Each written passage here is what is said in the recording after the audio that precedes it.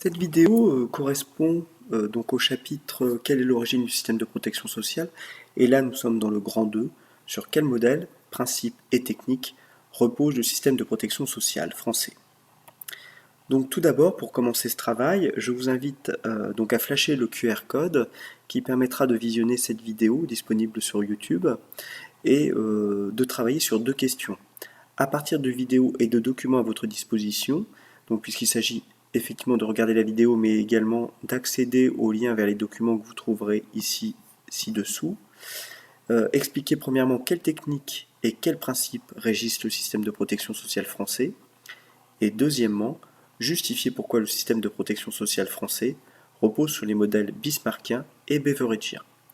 Donc là, si vous pouvez mettre en pause la vidéo, cela vous permettra de travailler tranquillement sur ces ressources. C'est un travail qui représente à peu près 1 heure et demie. Voilà, donc maintenant nous allons aborder les réponses à ces questions. Donc, tout d'abord, le système repose sur deux techniques.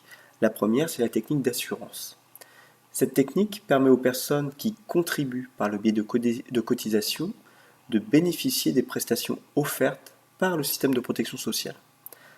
Ainsi, ça veut dire qu'elles sont assurées contre les risques sociaux dont elles sont victimes. Cette technique se retrouve par exemple dans le système qui couvre le risque santé.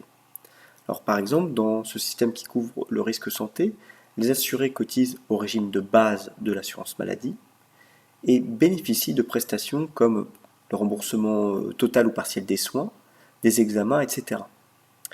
Les cotisations sont ici à la fois salariales et patronales.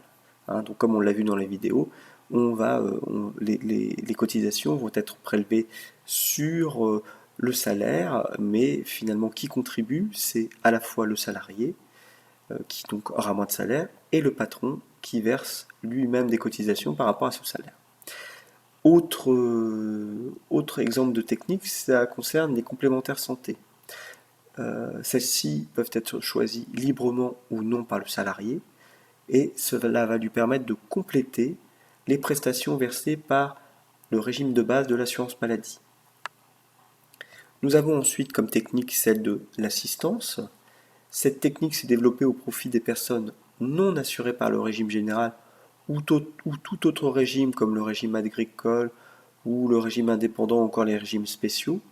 Donc là, ça concerne les personnes qui finalement n'ont pas d'activité professionnelle le plus souvent et les personnes qui sont en difficulté financière.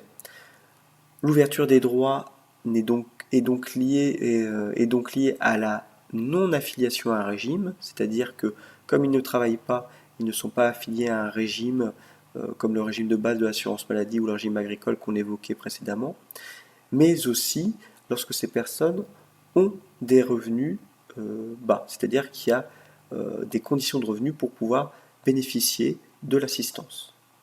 Alors, on pourrait apporter comme remarque, et c'est important, que l'assurance que l'on a vue précédemment peut reposer sur de la protection collective, c'est-à-dire un groupe d'individus qui s'assurent pour se protéger contre les conséquences d'un risque, comme on a les assurances retraite, l'assurance maladie, donc tout ça c'est assurance retraite et maladie de la sécurité sociale bien évidemment, ou encore une assurance individuelle comme celle des complémentaires santé.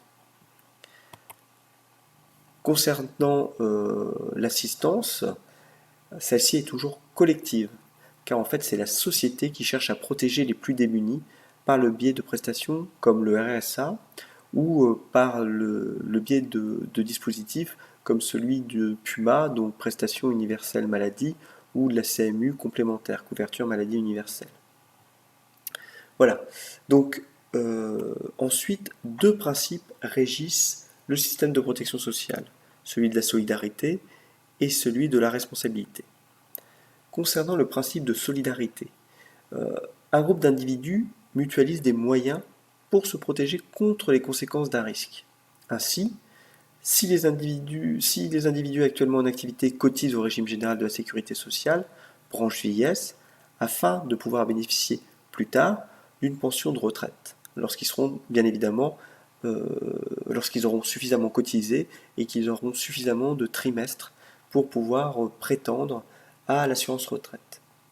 Cependant, cet argent n'est pas épargné, c'est-à-dire qu'elle n'est pas mise de côté, placée, mais elle est reversée directement aux assurés actuellement pensionnés. On parle de retraite par répartition.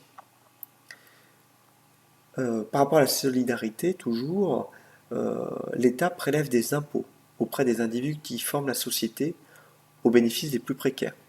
On a par exemple le RSA, qui est une prestation sociale que l'on peut qualifier de solidaire. Voilà donc pour le principe de solidarité. Ensuite, donc, nous avons le principe de responsabilité. Alors, certains risques ne sont que partiellement couverts. Il est donc de la responsabilité de l'individu de se protéger. Les complémentaires santé en sont un exemple, même si aujourd'hui elles sont beaucoup plus, elles sont devenues davantage obligatoires qu'elles ne l'étaient il y a quelque temps. Alors, autre élément donc, qui est important ici, hein, donc, par rapport à cette partie, c'est par rapport au fait que le modèle de protection sociale français repose à la fois sur les modèles bismarckien et beveridgien. En fait, il faut comprendre que la France s'inspire du modèle bismarckien en mettant en place la sécurité sociale qui assure les salariés et donc les personnes qui contribuent financièrement au système. Ainsi, les individus qui ne cotisent pas ne sont pas protégés. Alors, face à l'accroissement de la précarisation et donc à un nombre de plus en plus important de personnes exclues du système de protection sociale classique, les pouvoirs publics s'inspirent de plus en plus du modèle beveridgien qu'on peut qualifier de plus universaliste, c'est-à-dire qu'il va concerner davantage de monde et ne pas se limiter uniquement aux salariés. Donc, il permet aux individus de bénéficier de la solidarité nationale qui permet l'accès, par exemple, à un revenu minimum comme le RSA ou qui permet l'accès aux soins comme la prestation universelle maladie PUMA. Voilà pour cette deuxième grande partie du chapitre.